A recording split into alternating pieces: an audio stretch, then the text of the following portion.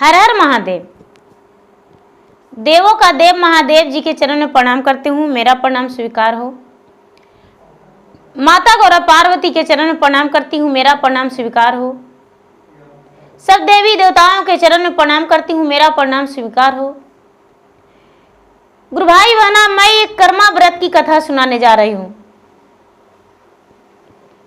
इस कथा को पूरा सुनिए और रहस्य जानिए। जय कर्मा गोसाई।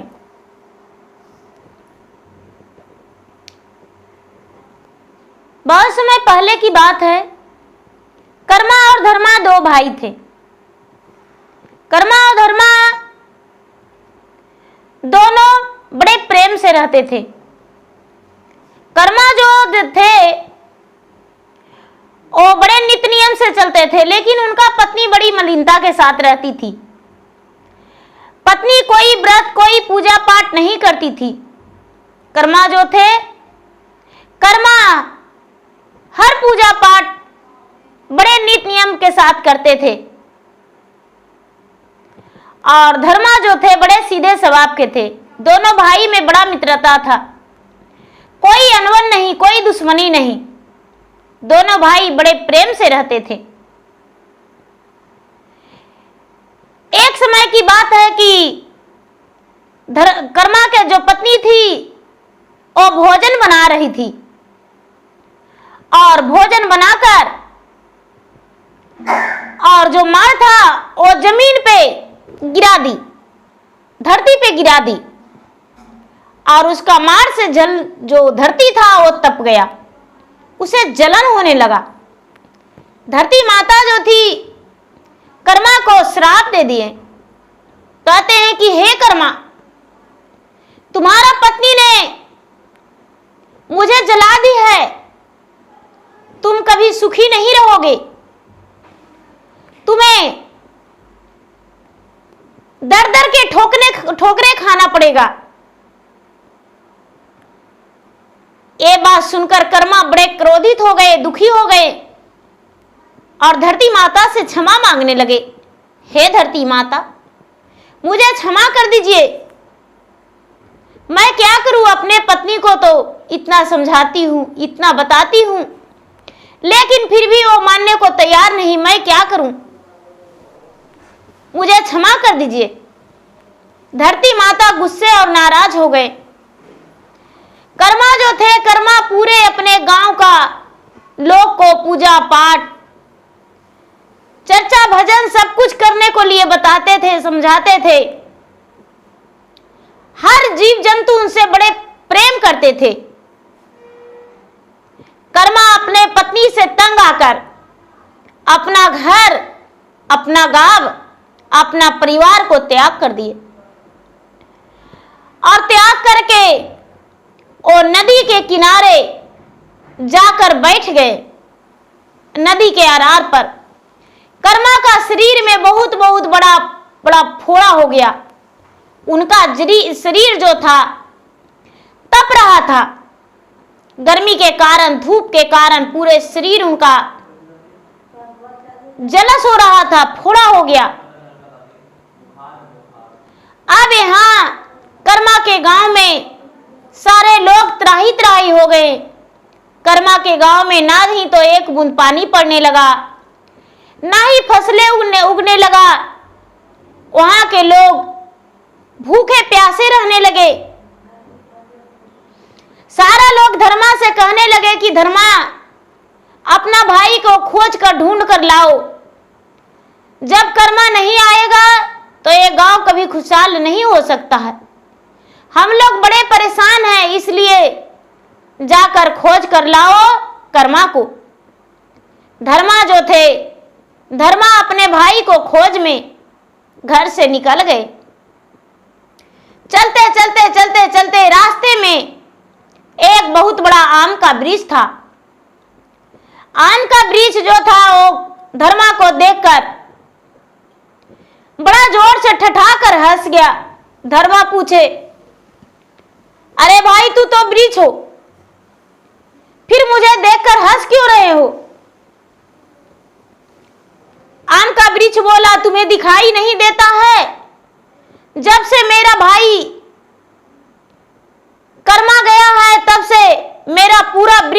सूखा पड़ गया है, मेरा वृक्ष में एक भी हरा पत्ता नहीं है।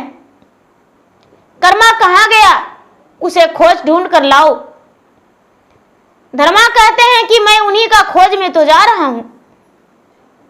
धर्मा आगे बढ़ गए। जब आगे बढ़े तो एक तालाब में लबालब पानी था और धर्मा प्यास के मारे गए तालाब में पानी पी रहे तो तालाब में पूरा गंदगी, कीड़े मकोड़े भरा हुआ था। तालाब से पूछते हैं धर्मा कि भाई तेरा पानी में इतना गंदगी कैसे, कीड़े मकोड़े पड़े हुए हैं। तालाब बोला क्या कहूं भैया, जब से कर्मा भाई गए हैं तब से मेरा तालाब में इसी प्रकार जल रह रहा है, गंदगी फैला हुआ है, एक चूहे तक भी मेरा जल नहीं पीता है, कीड़े मकोड़े भी इसमें व्याकुल होकर रहते हैं, क्या करूं, कर्मा को खोज कर ले आओ। धर्मा बोले हम तो कर्मा भाई के खोज में जा रहे हैं। चलते चलते चलते चलते एक लकड़हारा थे, उनके तन पे लकड़ी का बोझ पड़ा हुआ था सिर पे। कहते हैं कि भाई धर्मा जो थे, धर्मा देखकर ठठाकर हंस गए।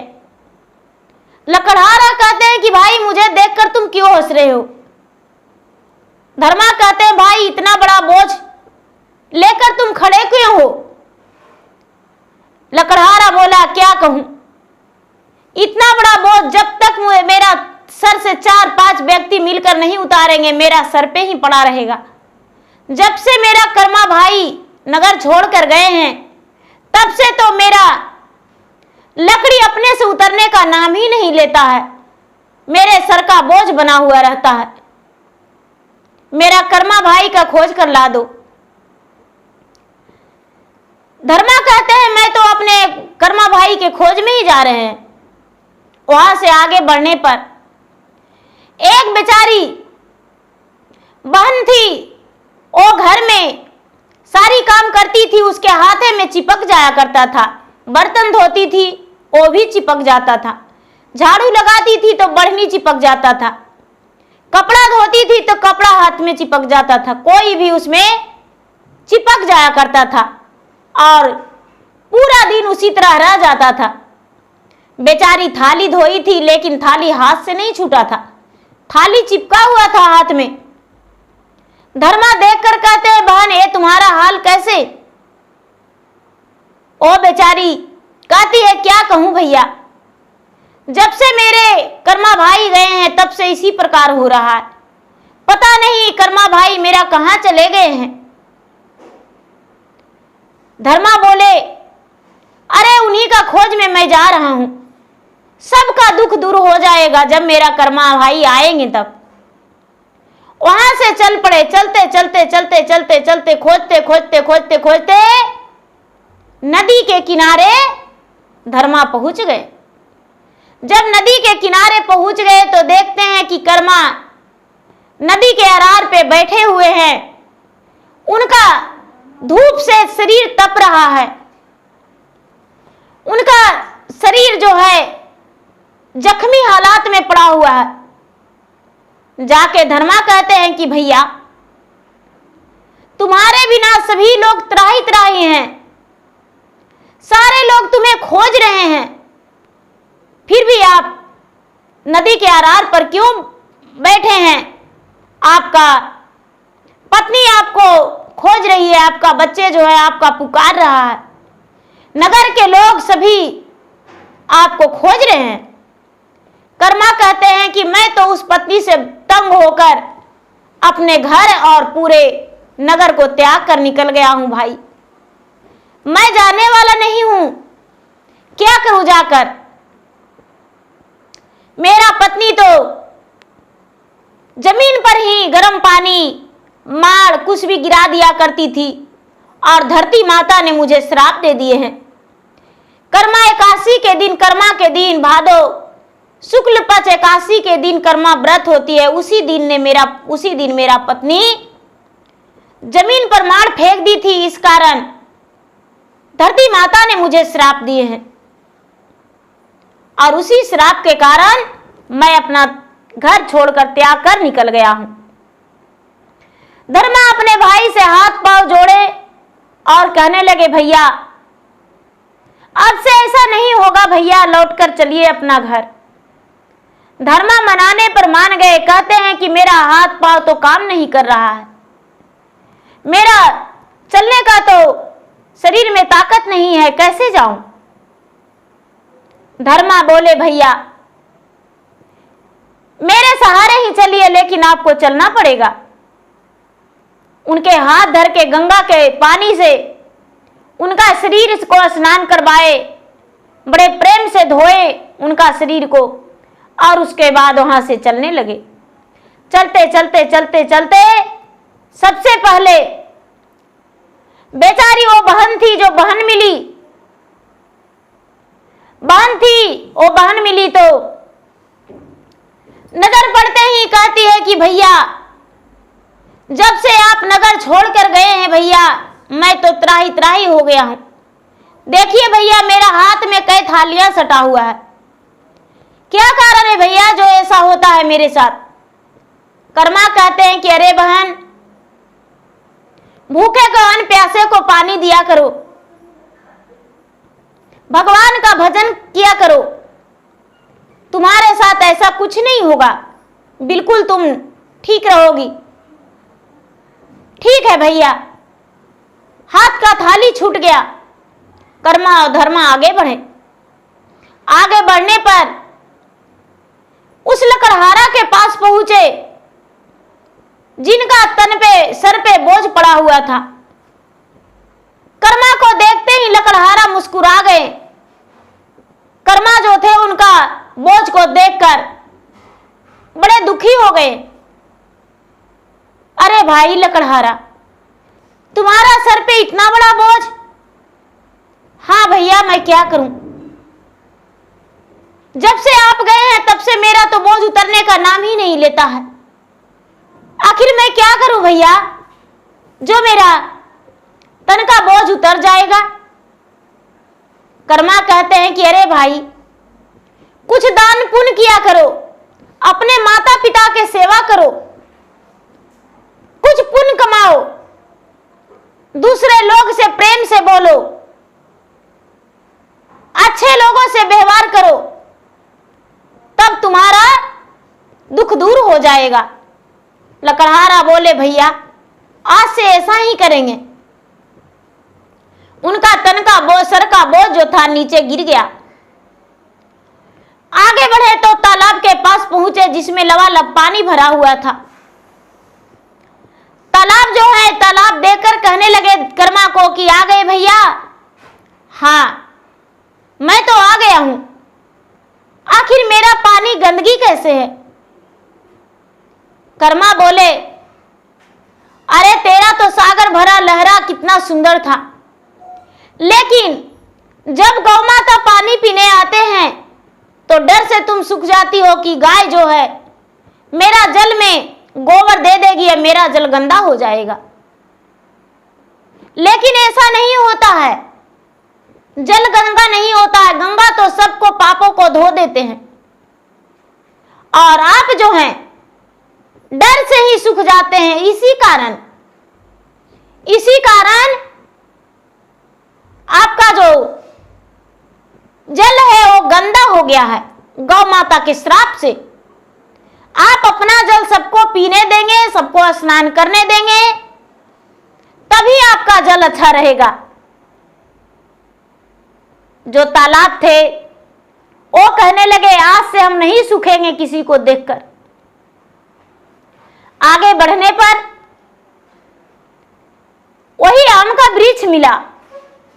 जब आम का वृक्ष मिला तो आम का वृक्ष बड़ा प्रसन्न हो गया और कहने लगा, कर्मा भाई तुम कहां चला गया था? जब से तुम गए हो, जब से मेरा पूरा वृक्ष ही सूख गया है। देखने का तो इतना बड़ा वृक्ष है, लेकिन एक पत्ता भी हरा भरा नहीं। कर्मा महाराज कहते हैं कि देखिए वृक्ष देवता, आपको सूखने का कारण यही है कि आपके पास कोई व्यक्ति बैठने आता है, तो आप उसे ठंडा हवा नहीं देते हैं। आपको श्राप दे देता है लोग। कोई आपके वृक्ष के नीचे बैठे तो उसे आप ठंडा हवा दीजिए, मीठे मीठे फल खिलाइए। सूखे डाल को तोड़कर ले जाता है तो उसे ले जाने दीजिए। आपका तो पत्ता से लेकर चैली तक लोग पूजा करते हैं, लेकिन आप अपने आप को अभिमान कर डाले, इसी कारण आपके साथ ऐसा हुआ। वहां से चल दिए और आम का वृक्ष हरा भरा हो गया। कर्मा और धर्मा दोनों अपना घर आए। उनका पत्नी जी जो थी वो बेचारी राह देख रही थी वर्षों से अपना पति का, मेरे पति कहाँ चले गए। बिल्कुल भिखारिन की तरह जी रही थी और रह रही थी। कर्मा गए धर्मा और कर्मा, तो धर्मा कहते हैं भाभी मैं भैया को ले आया हूं। कर्मा बोले तभी हम घर में रह सकते हैं जब तू मेरा बात मानेगी। कर्मा की पत्नी बोले हे स्वामीनाथ, आपका कहे हुए कोई बात को हम नहीं टालेंगे। आप जो कहे मैं सुनने को लिए तैयार हूं। ठीक है सुनो, तू कभी जमीन पर माड़ नहीं पसाएगी, गर्म पानी ऐसे नहीं छींटे गिराएगी। कोई भी जीव जंतु जो रहता है वो जल जाता है, श्राप दे देता है। उसी के श्राप के कारण मैं अपना घर त्याग दिया था। तू जमीन पर गर्म माड़ पानी कुछ भी गिराती है तो कोई भी जीव जंतु जल जाता है। धरती माता ने मुझे श्राप दे दिए थे। नियम धर्म से प्रतिदिन तुम स्नान करके भगवान को, सूर्य देव को 1 लोटा जल देना और भादो मास शुक्ल पक्ष एकादशी के दिन कर्मा को डाढ़ को पूजा करना, कर्म गोसाई के पूजा करना और पूजा पाठ करके उनके प्रतिमा को बना के पूजा करना। पूजा पाठ करके द्वादशी के दिन सूर्य उगने से पहले उसे पानी में दहा देना और कर्मा गोसाई को गोड़ लगना, तभी हम रहेंगे और नहीं तो नहीं रहेंगे। उनका पत्नी बड़ी खुशी से बोली कि स्वामीनाथ हम अवश्य व्रत करेंगे, लेकिन ये व्रत करने से आखिर क्या होगा। कर्मा कहते हैं कि ये व्रत करने से खुशहाली जीवन होगा, शरीर में सुखी होगा और तुम्हारा नैहर का जो परिवार है वो भरा रहेंगे। तुम्हारा भाई भतीजा सब खुशहाल परिवार हो जाएंगे, कोई प्रकार का किसी का दुख नहीं होगा, सभी लोग खुशी खुशी रहेंगे। ये भाई और बहन का त्योहार है। बहन जो है अपने भाई की रक्षा के लिए कर्मा महाराज से, कर्मा गोसाई से कामना करती है, विनती करती है और तुम भी ये व्रत करो। कर्मा की पत्नी बोली कि हे स्वामीनाथ, इस व्रत को पूरे भारत में सभी लोग मनाएंगे और सभी लोग ही व्रत को करेंगे, चाहे विधवा हो या सधवा हो या कुमारी कन्या हो। ये व्रत को इतना नाम हम कर देंगे, इतना नाम कर देंगे, इस व्रत के करने के लिए छोटी छोटी लड़कियां तक लालायित रहेगी पूरे साल। आस देखेगी कि कर्मा व्रत कब आएगा और कर्मा व्रत हम करेंगे। ये व्रत में कोई नियम धर्म नहीं रहेगा। वो दिन भर चाहे तो छोटी छोटी बच्ची जो है वो फल और शरबत भी पीकर और शाम को कर्मा गोसाई के पूजा पाठ कर सकती है। इसमें कोई ऐसा नियम नहीं रहेगा और पूजन के बाद भी फल, शरबत, दही, दूध पी सकती है, उसमें कोई दिक्कत नहीं। ये व्रत हम जन्मों जन्मांतर तक करेंगे और पीढ़ियां पर पीढ़ियां सभी लोग करते आएंगे। पूरे भारत में मनाया जाएगा। अपने पति से वचन देकर संकल्प ली और बेचारी कर्मा की पत्नी व्रत करना शुरू कर दी और बड़े प्रेम से, बड़े उत्साह के साथ वो व्रत करने लगी। कर्मा के डाढ़ के पानी के स्थान पे लगा के और उसे पूजा की। तो प्रेम से बोलिए कर्मा गोसाई की जय। जय कर्मा गोसाई। बहन जी मेरा वीडियो कैसा लगा? मेरा वीडियो यदि अच्छा लगे तो मेरा वीडियो को लाइक करें, शेयर करें। चैनल पर यदि नए हैं तो चैनल का सब्सक्राइब करें, बेल आइकन घंटी को दबाएं, जो कि मेरा वीडियो का नोटिफिकेशन सबसे पहले आपके पास जाए और आप मेरा वीडियो सुन सके, देख सके। कमेंट बॉक्स में जय कर्मा गोसाई जरूर लिखें। धन्यवाद।